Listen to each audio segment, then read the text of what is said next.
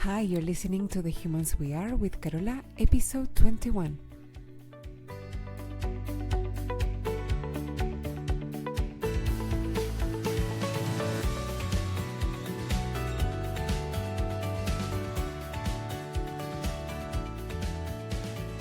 Hello, my lovely human friends. I am sending you all the best wishes for all of you who are moms. And I hope you had a fantastic celebration yesterday. I don't know where you are in the world, and even if you are listening to this right after Mother's Day, but this past weekend was Mother's Day here in Chile, and we celebrated. So I am going to take advantage of this opportunity to send the warmest and the biggest hug to all of you who are moms, and I want to tell you that you are doing a good job. And don't forget that it's so easy to judge ourselves negatively, and we need to remind ourselves more often that even in the lowest moments, we are still doing the best we can. Like nobody, or at least nobody who would listen to this podcast, wakes up in the morning and decides that that's the day that they are going to be a crappy mom. So give yourself that credit, give yourself that kindness, and just open yourself up to receive all this love right now. Okay, if you're tuning into this show for the very first time, let me just say welcome, welcome, welcome. You are in the right place if you are looking to developing a kinder and more compassionate relationship with yourself, and if you're interested in achieving your goals and your dreams, but from love, from acceptance, from abundance in your heart, rather than self-judgment and scarcity. I can't wait to join you in this journey and to get to know you better, hopefully. Okay, I have a story for you this week. I was coaching a client this week, and she told me how she was struggling so much at work. Well, she's a physician, and she had seen a lot of difficult cases. And it wasn't just that her job was hard. I mean, in the sense that it was hard to find the diagnosis and the explanations and the solutions that the patients needed, but also from the way that she was telling me about it, it sounded like she was taking on a lot of the emotions of her patients. It was affecting her emotionally, mentally, physically, and energetically. And no matter what your profession or job is, we all have those weeks every now and then where all the possible difficulties we could ever deal with show up all at once. I've seen this with clients who are lawyers, where maybe all the difficult clients have urgent needs and demands almost at the same time. Or clients who do project management, and it seems like all the worst case scenarios are happening all close to one another. Or even as moms, right? Like at home, it seems like some weeks all the humans, both little and big humans around us, are struggling at the same time. When there are difficulties in any area of life, and even more so when your job is directly related with solving difficulties for others or helping others overcome their own difficulties, you are no longer just dealing with said difficulties. You now are also, on top of that, dealing with the struggling emotions of those other humans around you that are facing the difficulties. So if you're a doctor and you're caring for a patient with a difficult condition or disease, you're working on solving the issue and working with the patient as well, helping them deal with the information and the treatment. If you're a lawyer and you're helping a client solve a legal situation, But at the same time, the same client might be reacting to that situation very emotionally, and you're getting the brunt of that. Or if you're working on a project and someone on your team is struggling with their part of it, or maybe they made a mistake, or maybe you made a mistake and that impacts the whole team, then you no longer will only focus on the actual solution, but you will also be experiencing the emotions of all the humans involved, which will have, those humans, they will have different degrees of emotional maturity and different skills to handle their own feelings, as humans do, right? Not everyone is at the same level of maturity or skill when it comes to dealing with emotions. And the same at home. Maybe one of your kids is struggling at school and you're trying to help them catch up. You are maybe tutoring them when you get home from work. Or maybe you're trying to find someone to help them, to hire maybe a teacher that can help them at home. And you may also be trying to help your kid deal with the emotions, like the frustration, the sadness, the anger, the shame that the struggling at school may bring up for them. Or maybe your spouse is dealing with more stress at work and they may or may not have skills to cope with it, and you feel so bad for them and you want to help them, but then you find that you are feeling stressed. It's like that stress that they were feeling is now being transferred to you.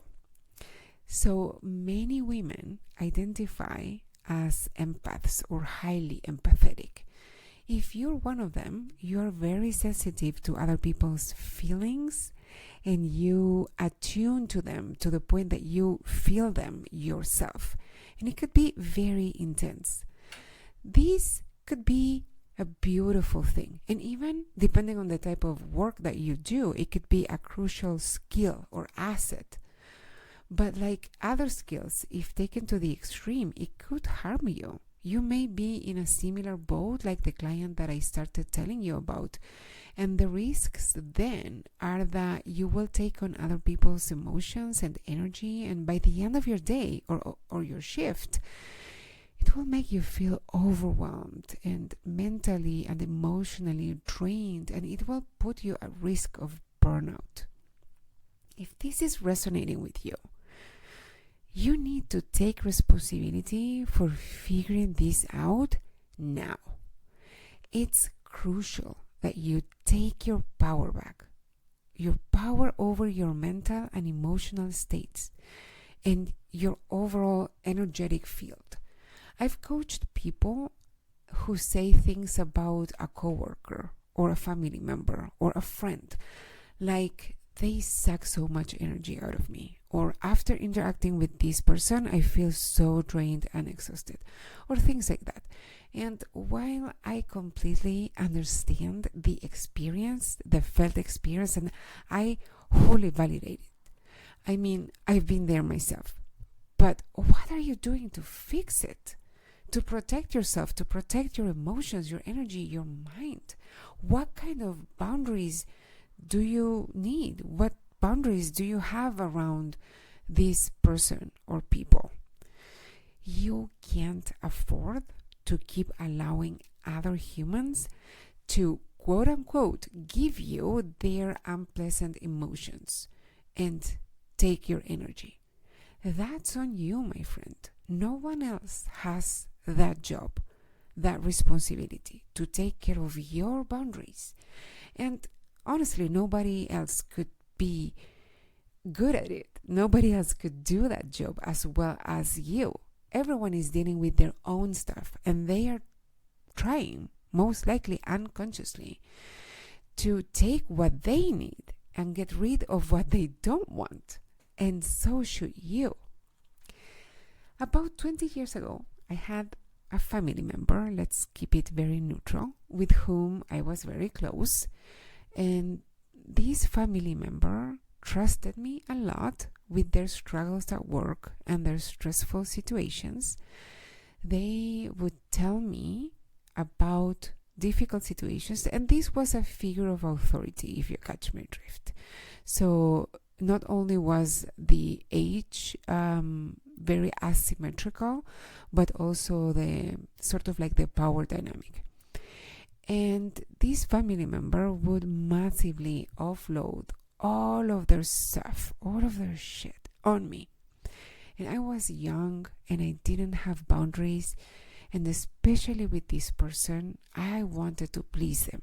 I wanted to help, to be a good girl. I wanted their approval more than anything. And it was horrible. I felt horrible for days. I felt responsible for finding solutions to their problems. I felt drained, completely pooped.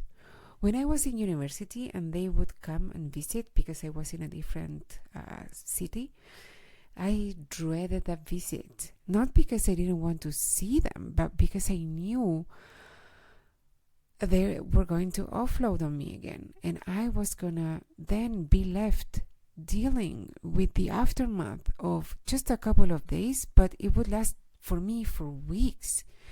And I remember that I was seeing a therapist with the university, and I was telling her about this, and she suggested that I didn't allow space to talk about their problems on the next visit, and that I could change the subject. I could keep busy, like going to the movies or meeting with other people and stuff, so that we didn't have the chance to go into the topic of their problems. And it was like she was talking Chinese to me. Like I couldn't understand at the beginning what she was saying. Like, what do you mean? How could I do that? Like, wouldn't that mean that I was a bad family member? That I was selfish? That I was mean? That was such an important conversation for me. It was the beginning of my journey to having healthy boundaries. It's not being mean. It's not lacking empathy or selfishness. It's really about taking care of your biggest responsibility, you. So take that responsibility. Figure out what kind of boundaries you need to take care of specifically of your emotional and mental well-being. And also to preserve your energy and keep it clean and keep it yours. There are so many different tools that you could use to do this, and they range from super logical and science-based to more spiritual and woo, and everything and anything in between. I personally use daily a wide selection of these tools, from breathing exercises to meditation to grounding and cutting cords. I share sometimes on Instagram what I'm doing, so you may have seen some of my stories. I am at Fuertes Carola on Instagram if you're curious. But my point is that find what you need and give it to yourself. Figure out what is required for you to have your energy, your emotion, your mental state be yours, and to make it resilient so that it doesn't take on anything and everything that everyone else, or maybe it's just some specific people, want to just give you. Okay? You deserve it, and you have the power to do it. You are sovereign. If you need help to figure this out, to uncover what's true for you, and how to make sure you aren't taking what it's not yours, and where you may have energy leaks that have you drained several days a week by the end of the day, I can help you. I have one-on-one spots available, and if you want one, reach out and set up a consult call. It's free, and on that call we can both get a feel of one another and see if we can work together. So if you're interested in figuring this out, the reason that I don't offer like the 3 steps to like fix this thing is because this is so personal. like really. And also it's personal in the kind of solution that will make sense to you. So I want you also to take the responsibility to figure this out. And you can just go Google something or ask your friend or whatever. I don't care if you don't come to me, if you are not interested in coaching. I don't care. What I care about is that you take matters in your own hands. It's so sad when I hear people complain about how others suck their energy, and I'm like, listen, you can do something about it. You don't have to sit there and just let your energy be sucked out of you. You have sovereignty over your own emotions, your thoughts, your energy, but you need to take that responsibility. So, again, if you would like me to help you, I would be so thrilled to, and it would be an honor. So if you want to do that, just email me at carolafuertes@gmail.com and we can take it from there. Or if you go to my Instagram bio, the first link that you will find there is to book a free consult session. So that's how you would book one, and then we can have the conversation right there. Okay, I will be back next week. But in the meantime, please take care of your human. She's the only one that you have. She's your partner for this life experience, for this lifetime, for this round on earth. She is your ride or die. So pay attention to where she might need you to set a boundary, to where she might need you to remind yourself of what is yours and what belongs to others. Take responsibility for her, will you? Okay, that's all for now, my lovely humans. I will see you next week. Bye bye.